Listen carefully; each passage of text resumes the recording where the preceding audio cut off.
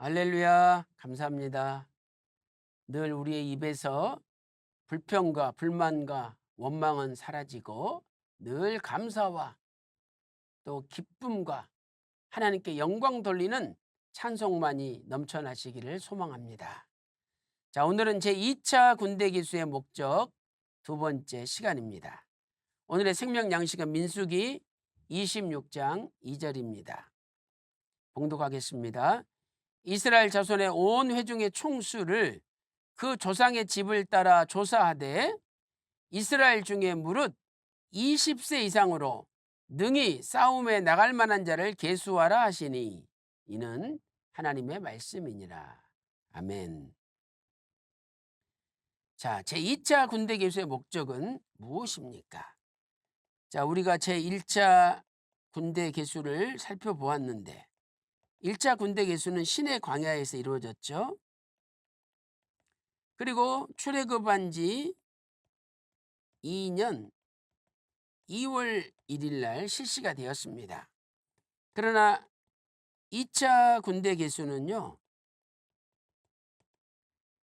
이것은 41번째 진친 장소인 모압 평지에서 이루어졌고 출애굽한 지 40년에 이루어졌습니다. 가나안 입성하기 직전에 이루어졌던 것이죠. 자, 그 목적은 첫째로 언약을 성취할 언약 백성을 계수하는 것이죠. 그래서 하나님께서 큰 민족을 이루어 가나안에 들어간다는 언약의 성취가 되었음을 보여주고 있습니다. 이스라엘 백성은 아브람 한 사람으로 시작되었습니다. 그런데 아브람 한 사람으로 시작된 언약 백성은 물도 없고 양식도 없고 척박한 광야를 통과하고서도 여전히 200만 명이 넘는 거대한 민족이 되었습니다. 이것은 창세기 12장 2절에 내가 너로 큰 민족을 이루겠다는 하나님의 약속이 성취된 것이죠. 그래서 20세 이상 전쟁에 나갈 만한 자를 계수하니 60만 1730명이었더라. 이렇게 민수기 26장 51절에 말씀을 하고 있습니다. 자, 1차 계수 때는 각 지파의 전체 숫자만 기록되었지만은 2차 계수 때는 각 지파에 소속한 가족들의 명단도 기록되어 있습니다. 자, 1차 계수와 2차 계수를 비교해 보겠습니다. 민수기 1장 20절 말씀 보세요. 이스라엘의 장자 루벤의 아들들에게서 난 자를 그들의 가족과 종족을 따라 20세 이상으로 싸움에 나갈 만한 각 남자를 그 명수대로 계수하니 루벤 지파의 계수함을 입은 자가 46,500명이었더라. 이렇게 말씀하고 있죠. 그래서 루벤 지파 전체 숫자만 기록되어 있습니다. 자, 반면에 2차 계수는 민수기 26장 5절 보세요.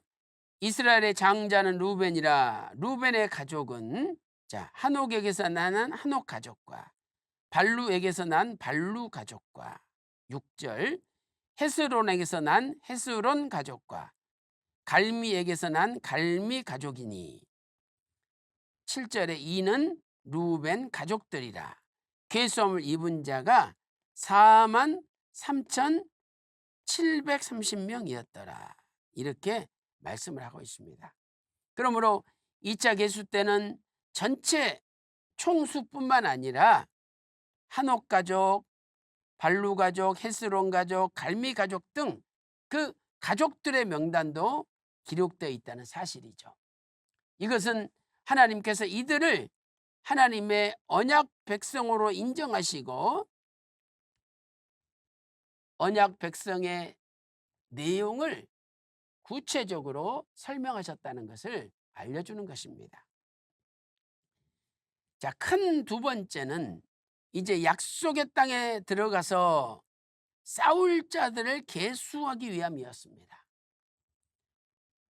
가나안 정복 전쟁이 무수히 일어날 것인데 그때 싸울 병사들이 얼마나 되는가를 파악하려는 것이었습니다. 그래서 민수기 26장 2절 말씀 보니까 무릇 20세 이상으로 능히 싸움에 나갈 만한 자를 계수하라.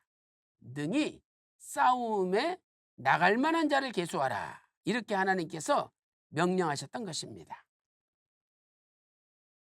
첫째로 1차 계수 때와 비교할 때 전체 숫자는 조금 줄어들었습니다. 자, 민수기 1장 26절 1차 계수 때는 60만 3,550명이었죠. 그러나 2차 계수 때 민수기 26장 51절 말씀 보니까 60만 1,730명이었습니다. 그러므로 약 1,820명 정도가 줄었다는 것을 알 수가 있는 것이죠. 두 번째로 이스라엘 백성의 원망과 범죄로 인하여 하나님의 진노를 받음으로 광야 1세대가 다 죽었습니다. 민수기 26장 63절 65절 말씀 보니까 모압 평지에서 이스라엘 자손을 계수한 중에는, 이건 2차 계수죠. 자, 2차 계수 중에는 시내 광야에서 계수한 이스라엘 자손은 한 사람도 들지 못하였으니 시내 광야에서 계수한 것은 1차 계수입니다. 그러므로 2차 계수한 사람 중에 1차 때 계수받은 사람은 한 사람도 없었다는 거예요. 예외가 있었는데 65절에 갈렙과 요수아 외에는 한 사람도 남지 아니하였더라, 이렇게 말씀하고 있습니다. 이렇게 광야 1세대가 다 죽었습니다. 거기다가 또 연병으로 24,000명이 죽었죠. 또 광야의 땅은 물도 없고 양식도 없고 척박한 땅이었습니다. 그런데 그래도 1,820명밖에 줄지 않은 것은 하나님의 절대적인 보호였다는 거죠. 광야 1세대가 다 죽고 광야 2세대도 광야의 척박한 땅을 지나왔는데 인구가 거의 줄지 않았다는 것은, 이것은 전적인 하나님의 보호하심 때문이었다는 것입니다. 그러므로 하나님은 죄에 대하여서는 진노하시고 심판하시지만 하나님 말씀에 순종하는 자들은 끝까지 보호해 주시고 지켜주신다는 것을 우리에게 알려주는 것입니다. 여호수아 24장 17절 말씀 보세요.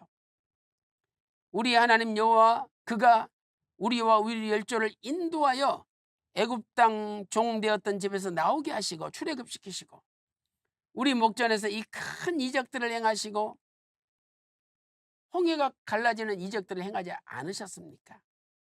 우리가 행한 모든 길에서 우리의 지난 모든 백성 중에서 우리를 보호하셨으며 라고 말씀하고 있습니다.